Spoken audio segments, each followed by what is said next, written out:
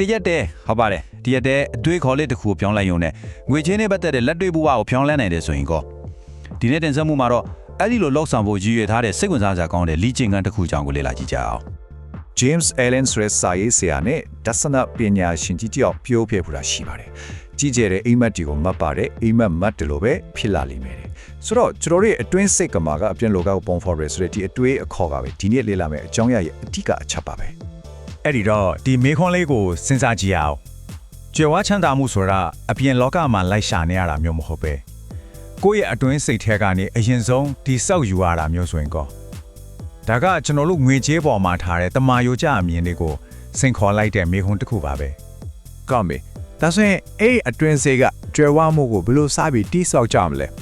ဒီအတွေးခေါ်ရဲ့အဓိကအချက်ကတော့လေဒီ fitness ကိုစတင်ဖို့အတွက်စိတ်ကူးနဲ့ကိုယ်ရန်လက္ခဏာကိုအတော်မလူချင်းနဲ့တော်လေးအားကောင်းတဲ့တဲတာစမ်းသပ်မှုလေးတစ်ခုပါပဲ ဒီမှာစိန်ခေါ်မှုတစ်ခုရှိပါတယ်အဲ့ဒါကတော့တရက်ပြည့်24နိုင်လုံးလုံးပေါ့နော်ကိုဟာတန်းကျွဲ့ထူထီတရားဖြစ်နေပြီဆိုလဲအတိထဲမှာလုံးဝကိုနှမြုံနေထိုင်ဖို့ပါပဲဆိုလိုတာကခေါင်းထဲမှာတွေးနေုံပဲမဟုတ်ဘူးနော်တကယ်ကိုအဲ့ဒီလူတရားလိုနေထိုင်ကြည့်ရမှာပါ ဟုတ်ပြီတကယ်နေထိုင်နေဆိုတော့လက်တွေ့မှာဘယ်လိုပုံစံမျိုးလဲဒီတွေးခေါ်ကိုကျွန်တော်တို့ရဲ့နေ့စဉ်ဘဝတွေကတိတိမွားမွားအခိုက်အတန့်လေးတွေမှာဘယ်လိုတုံ့ချနိုင်မလဲဆိုတာကိုတစ်ချက်ကြည့်လိုက်ကြရအောင်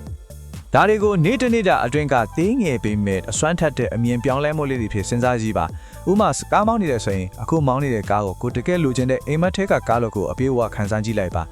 အိမ်ထဲမှာလမ်းလျှောက်နေတဲ့ခါမှလည်းဒီအိမ်ဟာကိုယ့်ရဲ့စံပြရင်ပဲဆိုပြီးမြင်အောင်ကြည့်လိုက်ပါအခိုက်အတန့်တိုင်းကဒီလက်တွေ့ဘဝအစ်စ်ကိုခံစားဖို့အခင်းရည်တစ်ခုဖြစ်လာတာပေါ့ ဒီလေ့ကျင့်ကအလုပ်ဖြစ်ဖို့အဓိကတော့ချက်ကဘာလဲဆိုတာယုံကြည်မှုပါပဲ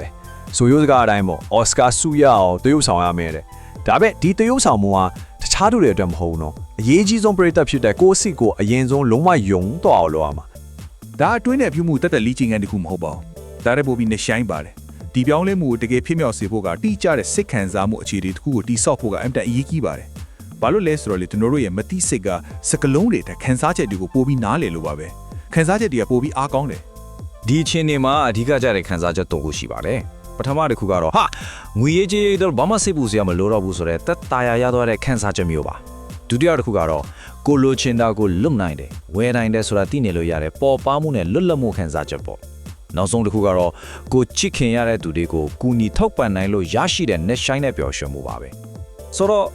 ့အဓိကကဘာလဲဆိုတော့ဒီလိုအားကောင်းတဲ့ပျော်ရွှင်တဲ့စိတ်ခံစားချက်တွေကကိုယ့်ရဲ့မတိစိတ်ကို okay ငါတို့ကဒီလိုလူမျိုးဖြစ်နေပြီဆိုတဲ့အချက်ပြ signal ပို့လိုက်တာနဲ့အတူတူပါပဲ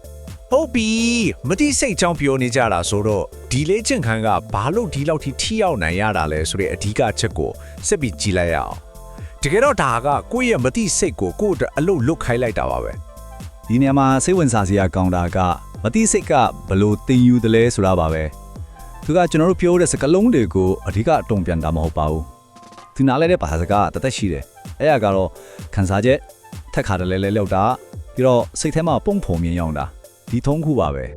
ဒီလိုစဉ်းစားကြည့်လို့ရပါတယ်တစ်ဖက်မှာကိုစိတ်ကူးတဲ့ကတန်းကြွယ်ထူထီဆိုလဲအတွင်းစိတ်အခြေအနေရှိမယ်နောက်တစ်ဖက်မှာတကယ်လက်တွေ့ဘဝရှိမယ်အဲ့ဒီနှစ်ခုကိုဆက်ပေးမဲ့တရားကယုံကြည်မှုပါပဲ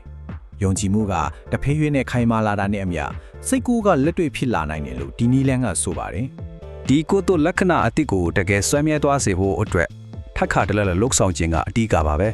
ဒါဟာတန်းကြွယ်ထုထေထဖြစ်တယ်ဆိုတဲ့စကားစုကိုအချင်းချင်းအခါခါရွတ်ဆိုဖို့အကြံပြုထားပါတယ်ဒါကကိုယ့်ရဲ့မတိစစ်ကိုဒါကအမှန်တရားပဲလို့အဆက်မပြတ်တတိပေးနေတာနဲ့တူတူပါပဲ โอเค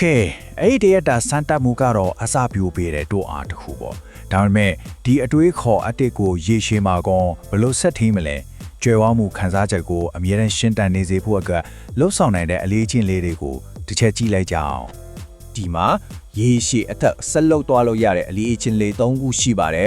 ပထမတစ်ခုကတော့ပမာဏနည်းများမဟုရလာတဲ့ငွေတိုင်းကိုကျေးဇူးတင်စိတ်မွေးတာနောက်တစ်ခုကအပြင်ထွက်သွားတဲ့ငွေတွေကိုပြန်ဝင်လာမဲ့ငွေဖြစ်စိတ်ကူးတာနောက်ဆုံးတစ်ခုကတော့အိတ်ခါနီးမှာကြွယ်ဝမှုဆိုင်ရာအတန်ဖိုင်တွေမှာထောင်တာဒါတွေကဒီအတွေးခေါ်ကိုအမြဲရှင်းတတ်နေစေပါလိမ့်မယ် ဆိုတော့အားလုံးကိုပြန်ချုပ်လိုက်ရင်အဓိကချက်ကအရင်ရှင်းပါတယ်တကယ်ကြွယ်ဝချမ်းသာမှုဆိုတာဘန်ကောက်ချက်ကနေစတာမဟုတ်ဘူးကိုယ့်ရဲ့အတွင်းစိတ်အခြေအနေကနေစတာပါအတွင်းကဘာပြောင်းလဲသွားပြီဆိုရင်အပြင်လောကကလည်းလိုက်ပါပြောင်းလဲသွားဖို့ကိုလည်းပြီးတခြားရွေးချယ်စရာမရှိတော့ဘူးဆိုတဲ့သဘောပါပဲ ဒီအကြောင်းအရာတွေကိုနားထောင်ပြီးတော့တဲ့အခါမှာနောက်ဆုံးအနေနဲ့ကိုမေခွန်းလေးတစ်ခုပြန်မေးကြည့်စေချင်ပါတယ်အဲ့ဒါကတော့ဒီနေ့ကစာပြီးပြောင်းလဲပစ်လိုက်လို့ရမယ်ငွေချင်းငယ်ပတ်သက်တဲ့ယုံကြည်ချက်တစ်ခုကဘာများဖြစ်မလဲအဲ့ဒီအဖေကပဲလမ်းတစ်ခုရဲ့ပထမဆုံးခြေလမ်းဖြစ်နေပါတယ်